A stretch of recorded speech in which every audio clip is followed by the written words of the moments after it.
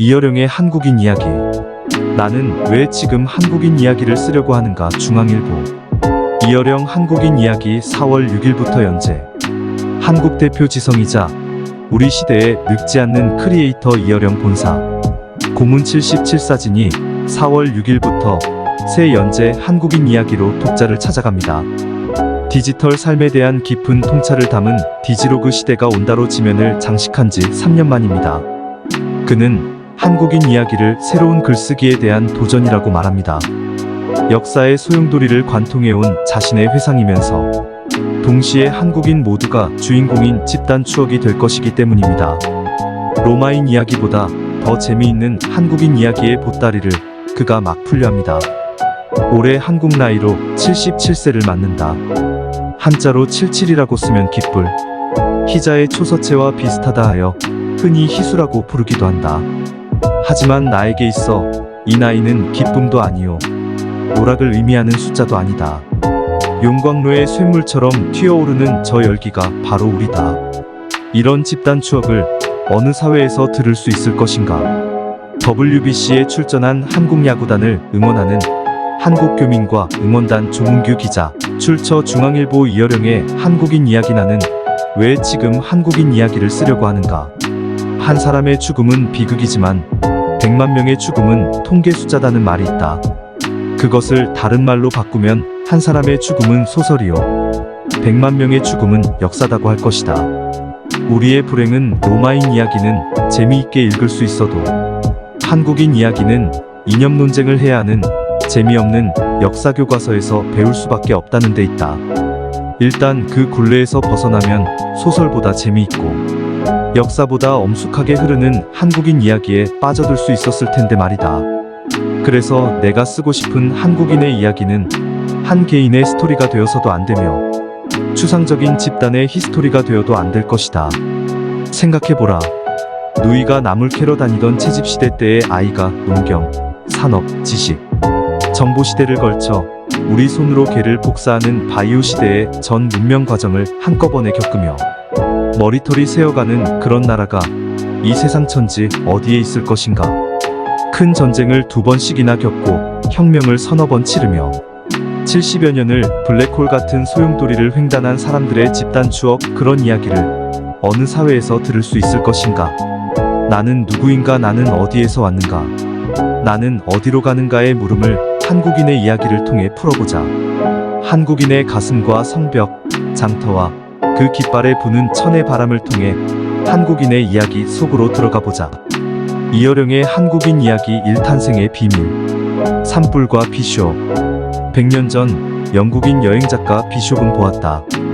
위기 때마다 한몸이 되는 한국인 DNA를. 산불이 나면 약육강식의 정글 법칙이 깨진다.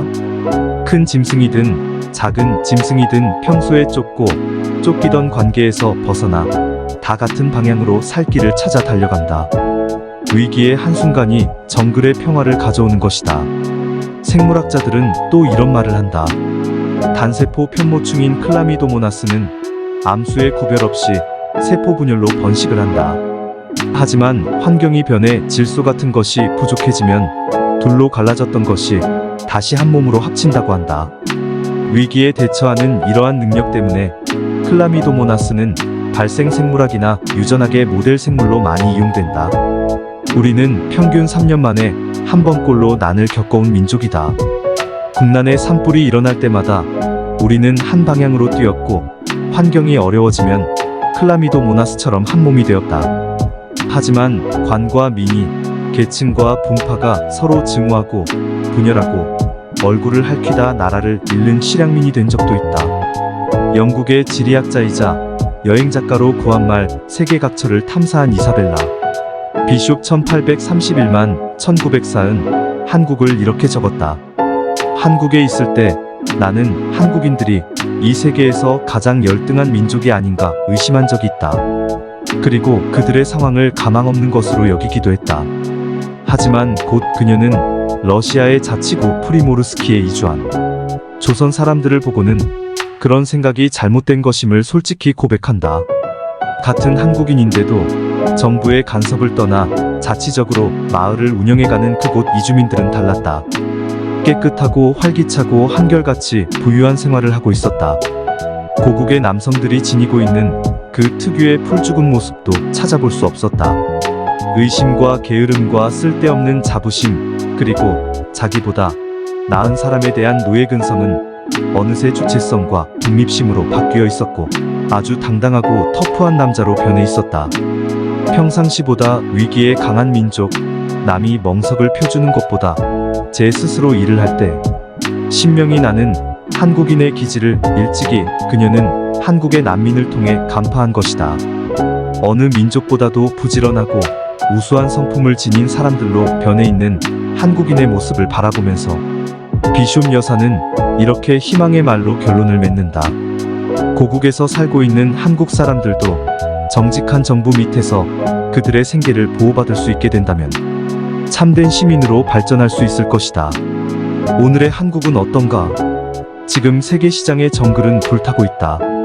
그 불길은 한국을 향해 번져오고 북한은 로켓을 발사해 불난데 부채질을 하고 있다. 그런데 우리는 어디를 향해 뛰고 있는가? P리스트, J리스트, K리스트, 끝없는 검은 리스트의 행렬 속에서 우리의 가슴은 더욱 암담하다. 100년이 지났는데도 비숍 여사가 말한 정직한 정부, 그리고 참된 시민의 발전은 아직도 먼 곳에서 기웃거리고 있는 것일까? 그러나 눈을 돌리면 세계의 무대에서 타오르는 또 다른 불꽃이 보인다. WBC의 다이아몬드에서 뛰는 한국의 야구 선수들이 세계 피겨 선수권의 아이스링크에서 나는 김연아가 그리고 한마음으로 열광하는 모든 한국인의 얼굴이 보인다. 함께 외치고 함께 감동의 눈물을 닦는다.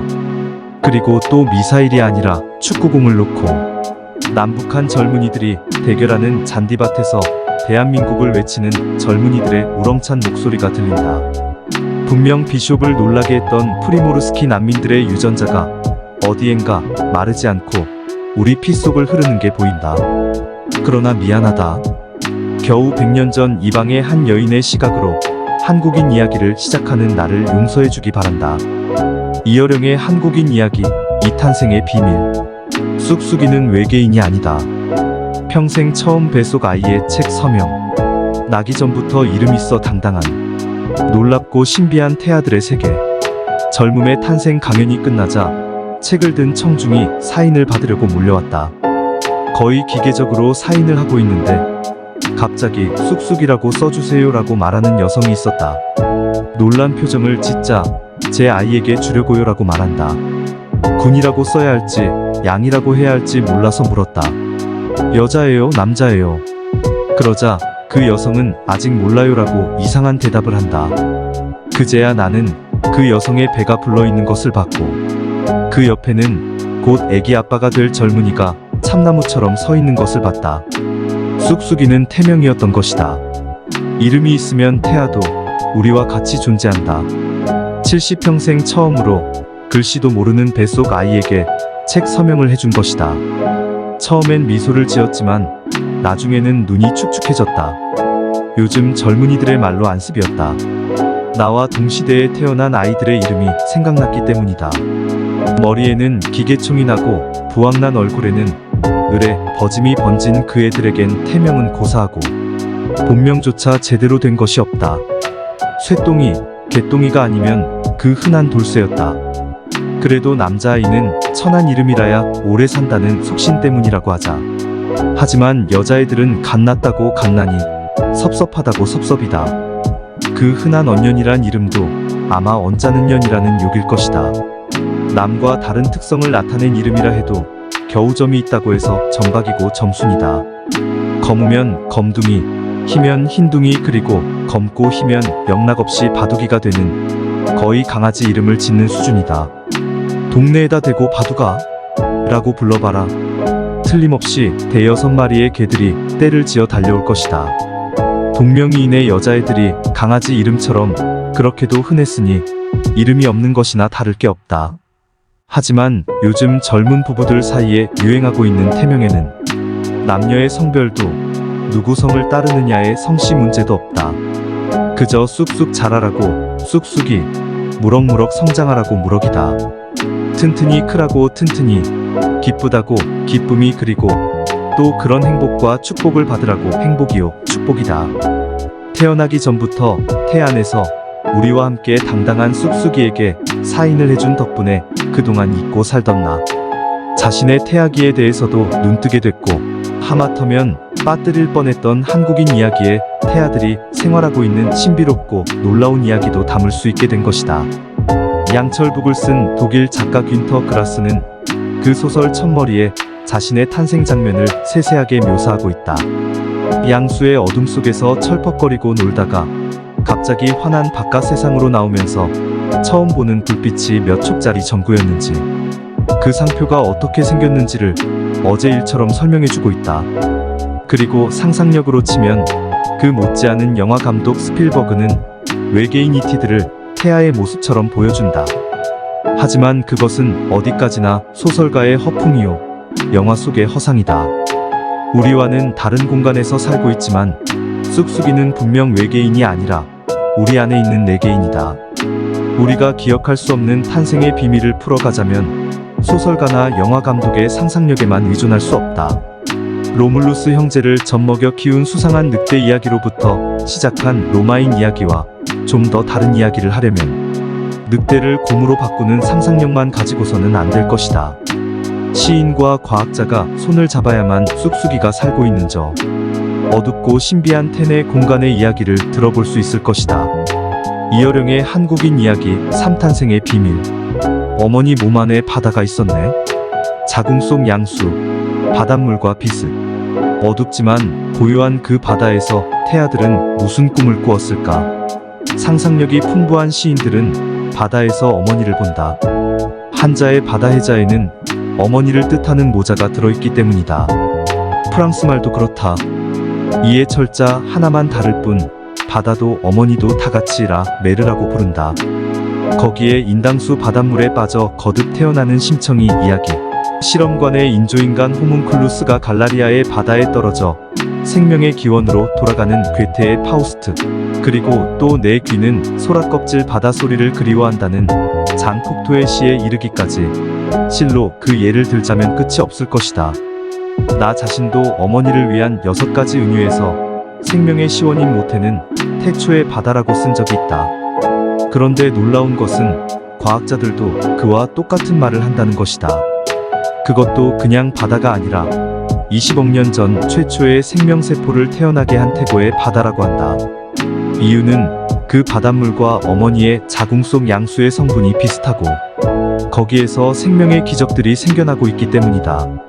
해수와 양수의 미네랄 화학기호를 들여다보고 있으면 겨자씨만 한 태아가 되어 어머니의 자궁 속 바다를 떠다니는 내 모습이 떠오른다. 태고의 그 바다는 어둡지만 참으로 고요하고 아늑했을 것이다. 하루에 1mm씩 자란다는 수정란의 미생물에서 수아가미와 지느러미가 달린 물고기 모양으로 변해간다. 지구 생물의 진화 과정으로 본다면 10억 년의 세월이 지나간 셈이다. 그 지느러미가 손과 발이 되고 폐가 생겨나면 물고기였던 나는 도롱뇽 같은 양서리로 변신한다. 정말 손가락 사이에 물갈퀴 같은 흔적도 남아있다. 그러다가 드디어 손톱, 발톱이 생기기 시작하면 나는 어느새 쥐와 같은 포유류가 되고 그 몸에 뽀얀 잔털이 자라면 영장류의 원숭이 모습으로 진화한다. 그래도 인간이 되려면 아직 수백만 년이 지나야만 한다. 그래야만 나는 세상 밖으로 나갈 수가 있는 것이다. 지금까지 내가 읽은 어떤 서사시도 이렇게 스케일이 크고 놀라운 변신의 드라마를 보여준 적이 없다. 생물학자들의 말이 거짓이 아니라면 우리는 어머니의 바다양수 속에서 20억 년 더 올라가면 40억 년의 기나긴 생물의 개통 발생 과정을 단 10개월 만에 치렀던 것이다. 상상이 되는가? 너나 할 것 없이 빛의 속도로 질주해도 불가능한 그 길고 긴 생명의 여정을 거쳐서 우리는 이 한국 땅에 안착한 사람들이다. 다만 그것을 우리가 모르고 있을 뿐이다. 신화의 관점으로 보면 우리는 동굴 속의 곰이었지만 생물학적 관점으로 보면 바다에 떠있는 작은 미생물이었다.